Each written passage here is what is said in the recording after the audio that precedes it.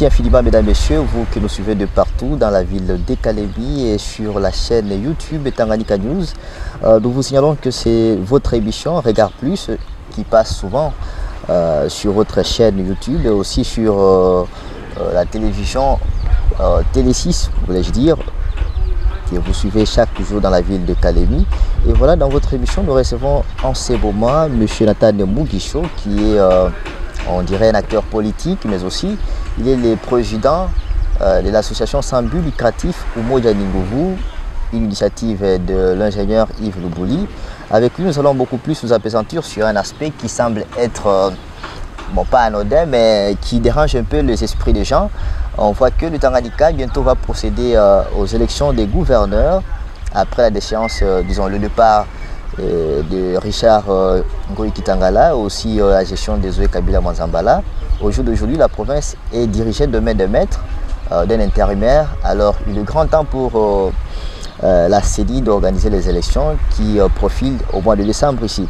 Alors, il y a toute une flambée de candidatures qui sont déposées à la CENI, au secrétariat provincial de la CENI ici au Tanganyika. Alors, on voudrait bien analyser les profils de chaque candidat. Est-ce tous ceux-là qui sont partis déposer les candidatures, qu'est-ce qu'ils cherchent à donner à cette population du Tanganyika et beaucoup plus à cette population qui est tellement meurtrie par beaucoup d'histoires à la fois, des calamités, ainsi de suite.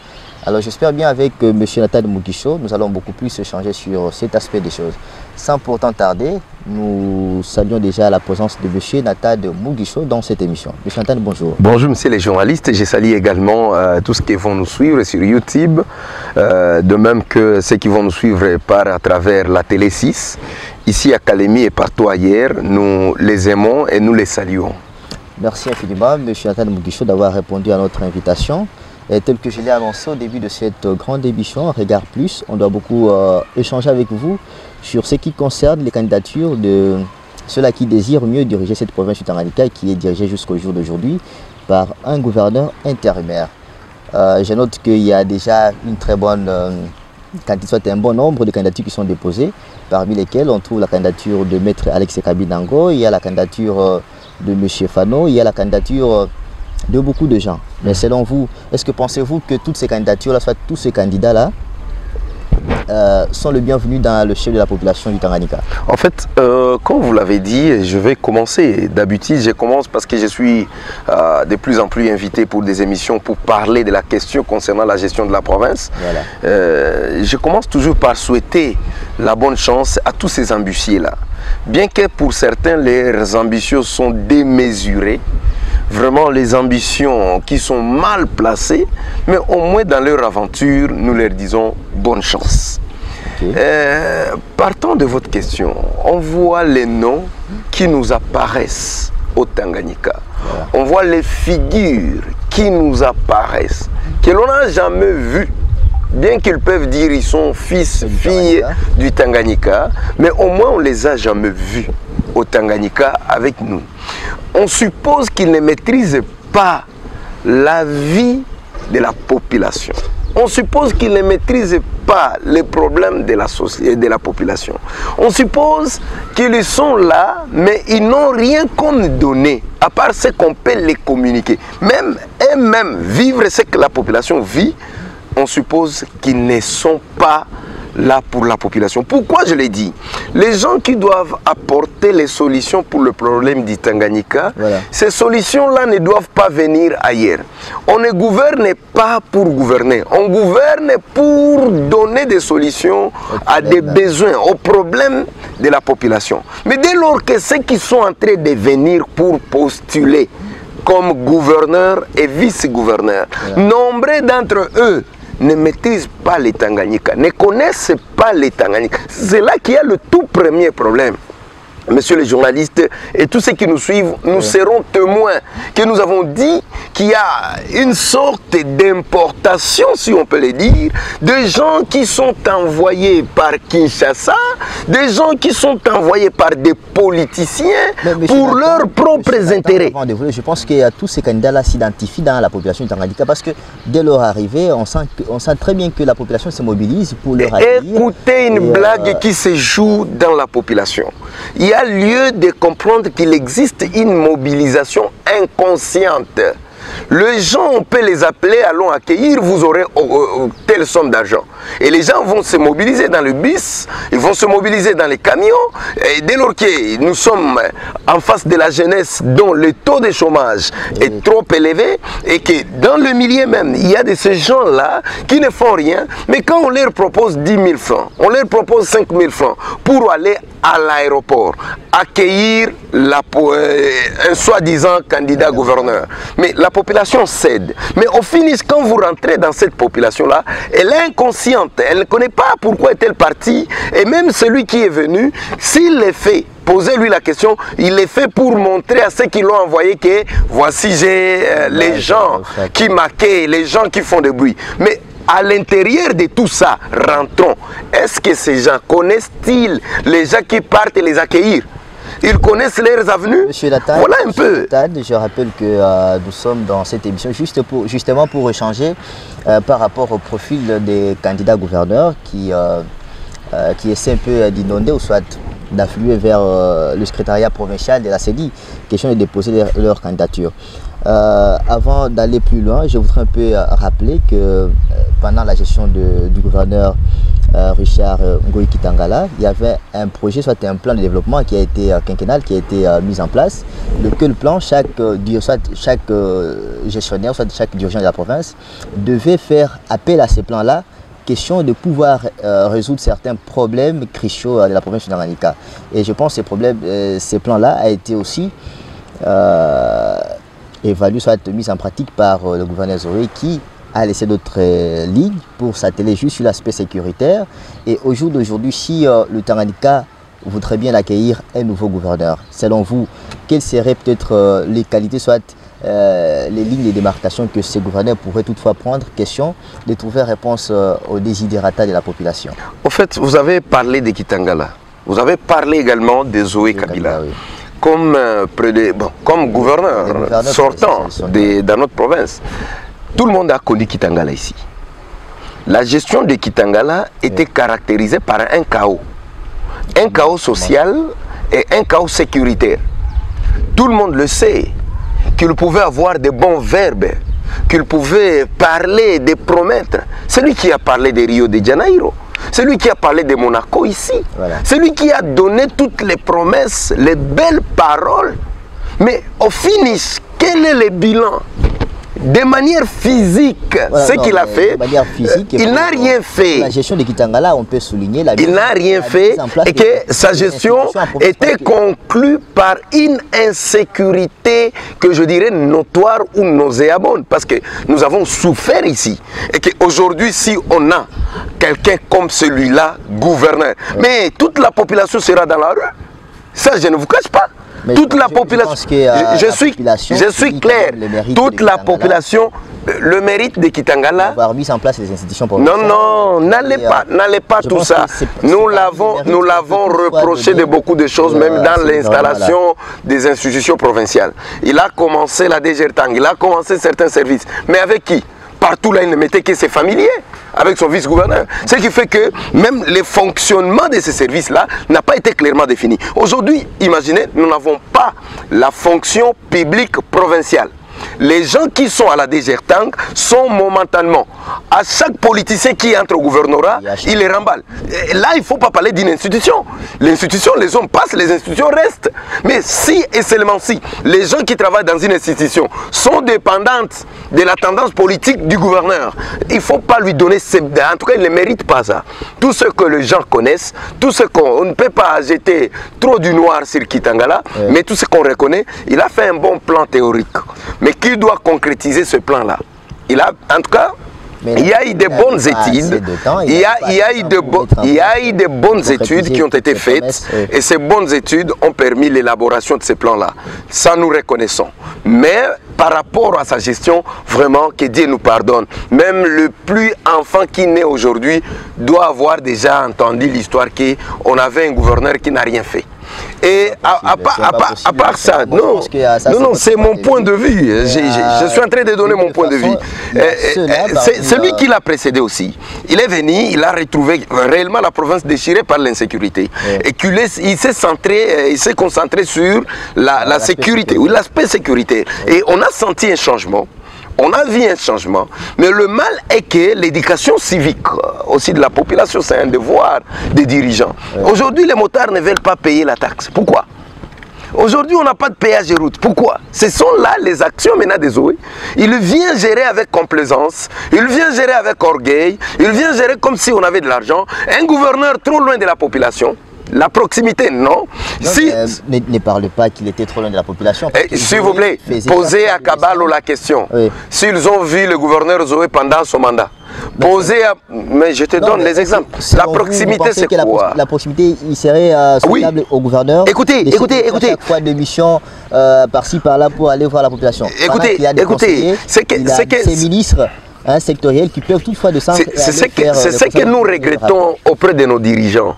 Les ministres sont nommés par le gouverneur. Voilà. Le gouverneur est élu par nos députés. Nous avons beaucoup plus les pouvoirs sur le gouverneur indirectement par le biais de nos députés que sur les ministres. Et la bonne gestion, le gouverneur ne doit pas aller à Kinshasa pour chercher les solutions. Non, il doit chercher, s'il vous plaît, c'est à la base. Mais le gouverneur qui n'est pas à Kabalo, il ne connaît pas les problèmes de Kabalo, je vous assure. Non, monsieur, et si vous allez à Manono... J'aimerais revenir à vos propos. Vous dites très bien ici que la population a vraiment du pouvoir sur le gouverneur parce que... Indirectement, ce sont les députés. Ce sont les députés qui élisent le gouverneur.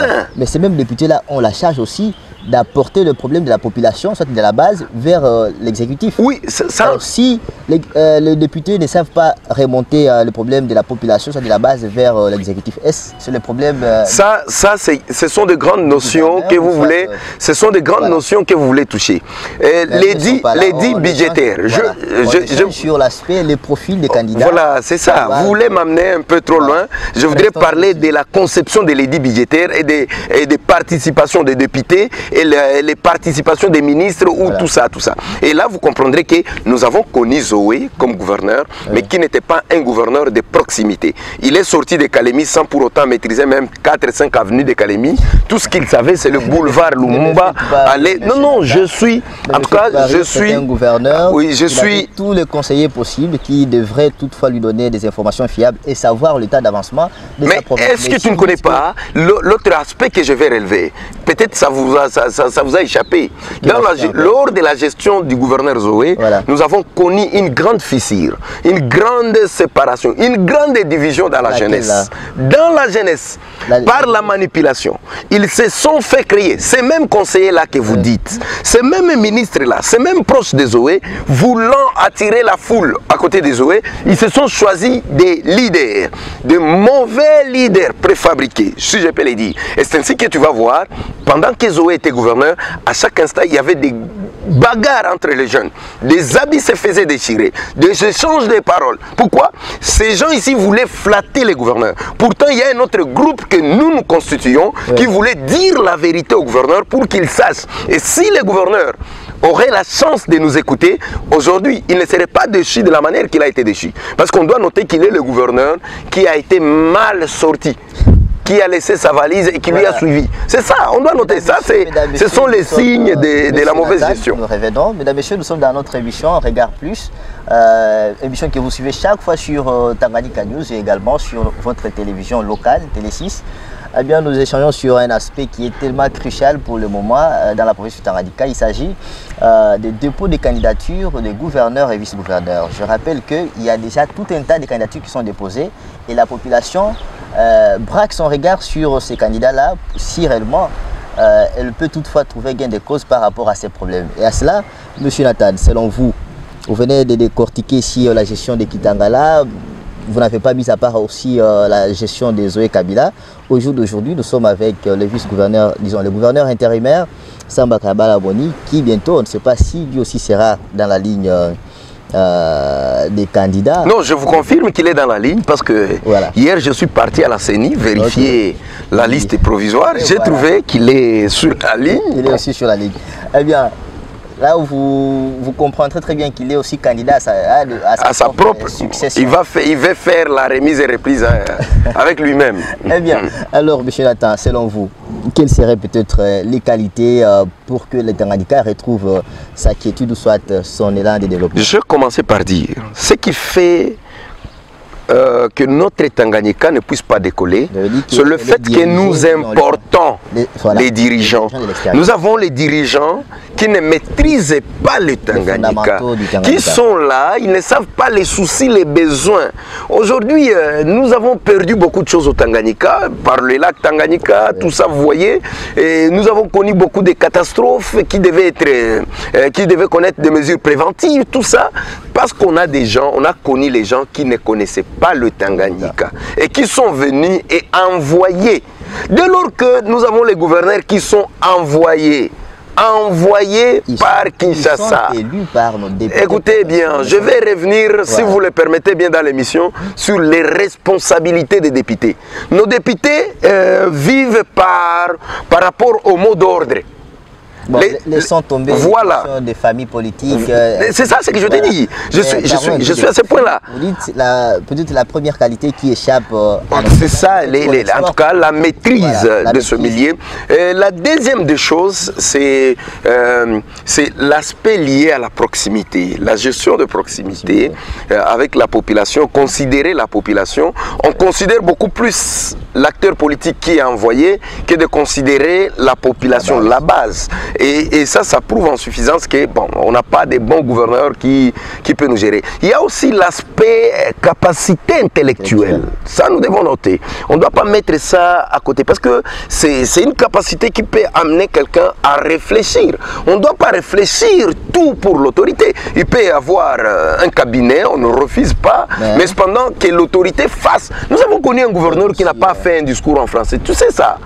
Ici au Tanganyika. Oui, mais nos enfants parlent français chez nous facilement et tout ça. Et que ceux qui ont normalement étudié ici chez nous, s'il vous plaît, ceux qui ont normalement étudié, ils peuvent parler. S'il vous plaît, parce que je sais que tous les gouverneurs qui se sont succédés dans la province du Tanganyika, tous s'exprimaient en français. Leur discours, on a suivi les discours à l'Assemblée provinciale quand ils posaient. Écoutez, il y a le français. Voilà. Quand je fais un débat avec toi, je parle en français très bien, c'est ça. Mais quand je fais un discours, ça peut être la récitation que mon enfant. J'ai dit, je ne suis pas là, j'ai dit, vous avez compris, et que le monde qui nous suit a compris ce que j'ai dit. Ce n'est pas à vous de me donner tort ou raison. Bon, on peut toutefois évoluer. D'abord, sans tomber l'aspect... L'aspect intellectuel. J'étais sur l'aspect intellectuel. Quelqu'un qui réfléchit, quelqu'un qui est dans un domaine scientifique connu, accepté, qui peut quand même apporter quelque chose de réflexion par rapport à la gestion. En dehors de cela, quelqu'un, le candidat gouverneur, l'aspirant gouverneur, il doit être quelqu'un aussi qui a une grande capacité d'ouverture. Vous voyez, notre province du Tanganyika, c'est l'une des provinces vraiment géographiquement, c'est placé stratégiquement avec 3 frontières.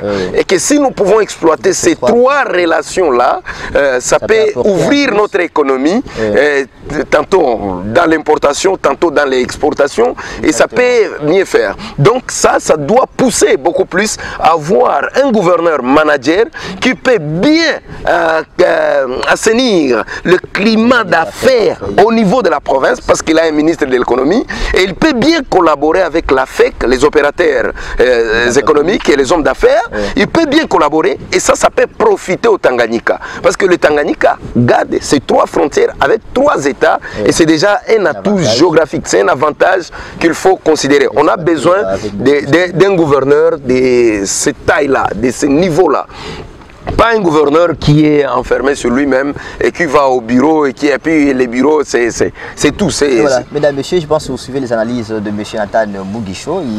Selon lui, il faudrait bien avoir un gouverneur qui maîtrise très bien l'aspect géopolitique de la province du Tanganyika et un gouverneur aussi qui qui est ouvert, je peux dire. Oui, ouvert, mais ouvert, je voudrais y arriver. Une capacité intellectuelle, c'est-à-dire capable de réfléchir, de trouver d'abord des solutions à lui-même avant de recourir à son cabinet, à ses ministres, à ses conseillers. Oui, un gouverneur quand même capable, c'est ça. Je voudrais rentrer sur un autre aspect très social. Voilà. Le Tanganyika étant à la frontière avec 3 États, notons aussi qu'il y a 2 provinces qui font des frontières avec les Tanganyika et que les Tanganyika ne peut pas avoir seulement les Tanganiquais. Si on peut emprunter ces mots-là, dire que ceux qui sont là font des frontières avec les Tanganyika et que les Tanganyika ne peut pas avoir seulement les Tanganiquais. Si on peut emprunter ces mots-là, dire que ceux qui sont là sont seulement les peuples du Tanganyika. Non, non, c'est déjà une province cosmopolite.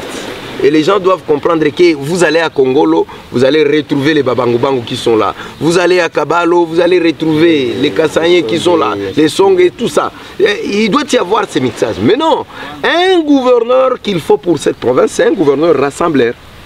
Un gouverneur qui n'a pas le langage des originaires et non originaires. Bien sûr qu'il y a des postes qu'il peut donner aux originaires, tout ça, mais il doit penser aussi que tout le monde, tout être social contribue pour le bon fonctionnement de cette province. Il y a les gens qui contribuent avec des taxes et tout cela. Et il doit mettre ça à profit. Et ça, c'est aussi un autre aspect qui les échappe. Parce que en soi, j'ai suivi beaucoup de discours de candidats gouverneurs. Tous ces candidats-là prêchent l'unité. Ils prêchent l'unité et ils déclarent tout haut automatiquement Tanganyika, c'est-à-dire qu'il peut aussi contribuer au développement de la province. Je pense que c'est par expérience que je suis en train de le dire. Sur cet aspect-là, on ne peut pas beaucoup plus, monsieur les journalistes, et même ceux qui sont en train de nous suivre, voilà. À nos candidats, à nos aspirants gouverneurs, il faut leur dire que ça, c'est l'un des points qui a conduit leurs prédécesseurs à l'échec. Parce que je vous ai parlé tantôt de la division de la jeunesse. Lorsque le gouverneur doit être capable lui-même d'alimenter un groupe, une association dite des originaires, ou un non-originaire ne peut pas accepter, mais que ça soit une mutualité, d'accord. Parce que dans une mutualité, on ne peut pas s'hasarder. Et là, dans la mutualité, ce sont des valeurs culturelles, coutumières, qu'on est en train de conserver, qu'on est en train de partager à la descendance, dans la mutualité. Mais si il faut une association seulement pour les originaires, et que le gouverneur et son cabinet acceptent et applaudissent, et qu'on crée même des associations en son nom, eh bien là, il ne peut pas nous mentir qu'il était rassembleur. C'est quelque chose que les autres doivent éviter, chers journalistes. Et quand je parlais des rassembleurs, je ne vois pas seulement les 6 territoires qui semblent être aussi déchirés actuellement, mais je vois au moins l'inclusion de toutes les couches sociales, amener toutes les couches sociales à participer à la gestion de la chose publique, à la gestion de la province. Ce sera quelque chose de très bien. Mais je ne trouve pas, mais non, de tous ces 12 candidats, dont 6 candidats gouverneurs et 6 candidats, il est difficile de répertorier actuellement quelqu'un qui peut jouer les rôles des rassembleurs. Ce n'est pas facile de les retrouver. Parce que si nous allons dans les analyses, candidat après candidat, vous allez comprendre quelque part, même dans la sélection, qu'il y a des gens qui ont biaisé déjà. Les gens qui sont égoïstes. Si déjà dans un territoire, vous y retrouvez, s'il vous plaît, voilà, dans un même territoire, dans une même tribu, vous y retrouvez 4 candidats de la même tribu. Donc le consensus même au niveau de la base n'y est pas. Ils se bagarrent entre eux. Pourront-ils laisser la place aux autres? C'est ça la grande...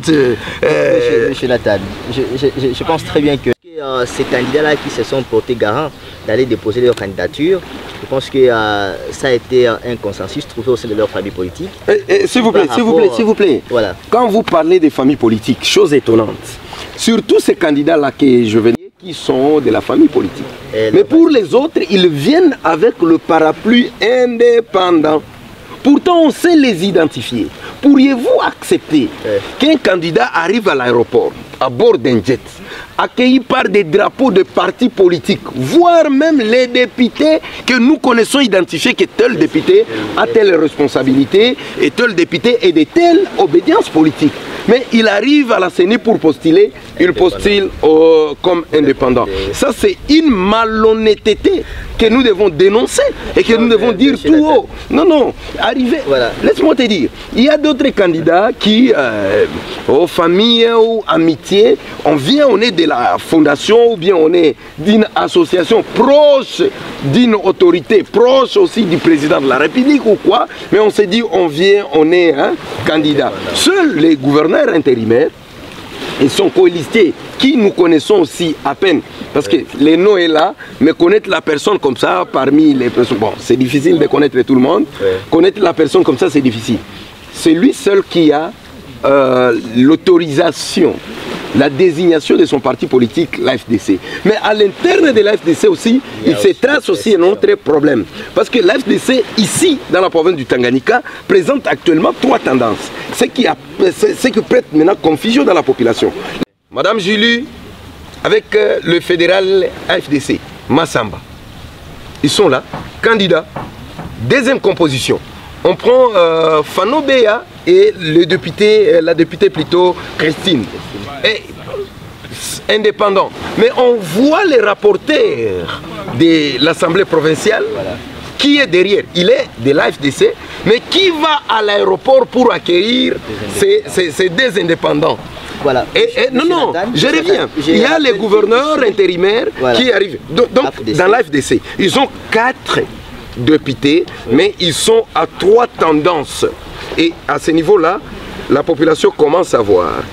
L'égoïsme se situe à quel niveau? Ici, nous échangeons beaucoup plus sur là où on va commencer à décortiquer candidat après candidat. Oui, ça, je vais chercher à inviter le chargé de communication, si je peux dire ainsi, soit les conseillers de chaque candidat gouverneur. Voilà, pour qu'on essaie de débattre sur l'aspect de chaque candidat. Et à ce niveau-là, je pense qu'au jour d'aujourd'hui, on va d'abord beaucoup plus échanger sur ce que vous estimez être nécessaire, soit comme être des atouts pour avoir un candidat qui peut amener la province du Tanganyika à énumérer les différents critères qui peuvent, soit que le candidat peut toutefois avoir besoin, question de trouver aussi du crédit auprès de la population. Et selon vous, de tous ces 12-là, de tous ces candidats-là, il n'y a pas quelqu'un qui touche vos assentiments, s'il faut dire aller un peu le plus tôt possible avant. Non, écoutez, messieurs les journalistes, c'est difficile actuellement de dire qu'il y a quelqu'un qui rencontre personnellement ce que je sais de ce qui doit être un gouverneur ici. Par tout le temps avec la population, on sait prendre les désidératas de la population, on sait savoir, on sait découvrir aussi de quoi la population est victime par la mauvaise gouvernance. Et je vous dirais que c'est seulement parce qu'il y aura élection. C'est seulement parce qu'il faudra qu'il y ait élection. Au finish, qu'on ait quelqu'un de critères ou pas, il y aura élection. Et c'est ça ce qui lie. Mais dire qu'on va soutenir X, Y, non. De tous ces gens-là, bon, le 2 qui semble être présent au Tanganyika, ce n'est que Maître Alex Kabinda Ngoyi, il est présent au Tanganyika, nous devons le reconnaître. Il y a aussi les gouverneurs intérimaires, parce que étant déjà vice-gouverneur depuis longtemps, et il était ministre même à l'époque de Kitangala, ça prouve en suffisance qu'il est à Kalemi, il est au Tanganyika. C'est question de savoir il fait quoi là. Est-ce qu'il prend le temps de connaître le Tanganyika ou tout ça? Ce sont les deux là qui peuvent y aller. Mais du point de vue Maître Alex Kabinda Ngoyi, là où ça biaise un tout petit peu, c'est au niveau de la composition des colistiers. Attention, je dois le dire clairement, je ne dois pas rester dans la dette de la population pour dire que la sentinelle n'a rien dit. Vous avez été directeur général de la DGRTANG. Vous êtes rentré comme ministre économie, petite et moyenne entreprise. Vous avez été encore directeur de la DGRTANG. Qu'avez-vous fait? Parce que pendant tout ce mandat que je venais de critiquer, des faibles rendements, de tout ça, ils étaient là, ils ont dirigé. Mais qu'est-ce qu'il a fait? Et quand on prend quelqu'un comme ça, comme colistier, ça donne quoi à la population? C'est ça ce que je voudrais dire. Donc, à ce niveau-là, il y a un problème. Et pour le vice-gouverneur, si ils arrivaient à 2 en train de se battre, bon, bonne chance à eux. Les deux là qui maîtrisent un peu, qui sont présents au moins au Tanganyika, s'ils peuvent aller comme ça et que les autres soient exclus, si ça dépendait de moi, je devais exclure les autres et aller avec les deux pour voir, parce qu'il faut qu'il y ait élection. Mais le vice-gouverneur aussi, il a toutes les occasions pour faire voir ce qu'il est, ce qu'il peut gérer. Depuis qu'on l'a laissé... Monsieur Nathan, pour l'instant, on ne peut pas jeter de pierre sur la gestion de M. Samba, disons de M. Samba Kayabalamoni. C'est quelqu'un qui... Les territoires de Nyunzu, voilà. Les territoires de Kalemi sont déchirés par l'insécurité. Ce ne sont pas des poches. Là où on peut arriver à tuer un colonel commandant régiment avec des militaires, non, ce ne sont pas des poches d'insécurité. Il y a insécurité. Mais en soi, M. Nathan, on peut aussi féliciter la gestion de M. Samba. Je viens de vous dire ici, l'aspect sécurité d'abord dans la ville. Non, non, dans la ville. C'est lui le maire de la ville. Bien qu'on ne peut pas parler. C'est lui le maire de la ville pour avoir les bilans de la ville. Non, mais il est le gouverneur de province, il n'est pas le maire de la ville. Son bilan se rapporte sur toute la province et non pas sur la ville. Il y a sécurité urbaine, c'est le maire de la ville. Je pense que ce n'est pas notre sujet du jour, qu'on peut essayer un peu d'aborder. Mais je vous ai promis qu'on va appeler.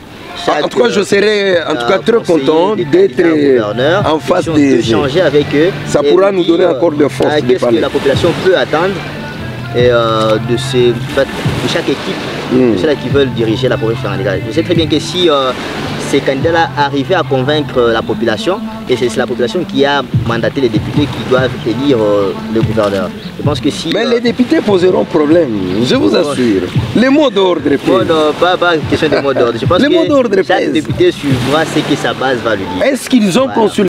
À qui nous saluons en passant. Eh bien, M. Nathan Moudicho, avant de clôturer notre émission, je ne sais pas si vous avez un dernier mot à placer. Et puis, on va dire au revoir. Question de nous retrouver prochainement avec les conseillers, ou soit télécharger les communications de chaque candidat.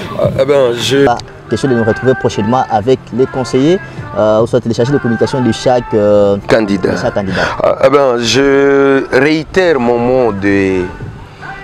Bon, félicitations pour ceux qui ont postulé, pour leurs ambitions bien que démesurées, et aussi bonne chance à eux par rapport à ce qu'ils ont fait.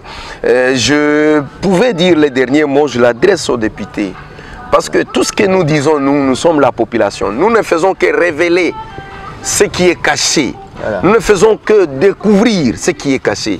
La responsabilité actuelle n'est pas dans la population entière. Elle revient aux députés. Si nous avons critiqué mal Kitangala, parce que les députés l'ont choisi et ils se sont mal comportés. Si nous avons mal critiqué Zoé, c'est parce que les députés l'ont élu et ils ont été incapables même de les contrôler.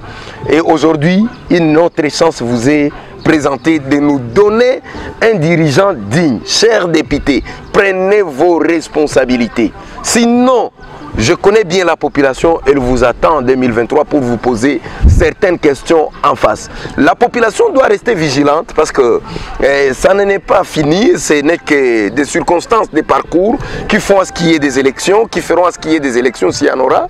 Mais la population doit beaucoup compter sur le choix qu'elle-même va apporter en 2023. Monsieur Nathan Moudicho, nous vous disons merci d'avoir répondu à notre question. Mesdames et messieurs, nous sommes entretenus en séjour sur un sujet capital, le Tanganyika face à son destin. Après le départ de Richard Ngoï Kitangala, Zoé Kabila aussi qui est parti.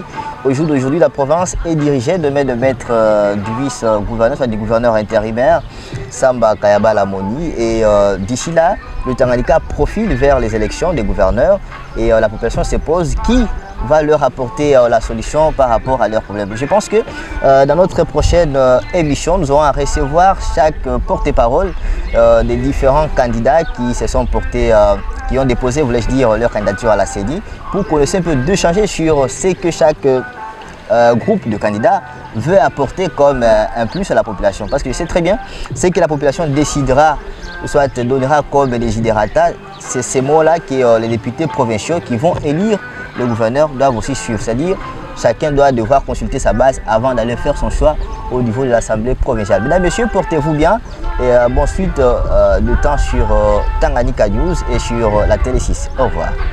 Merci.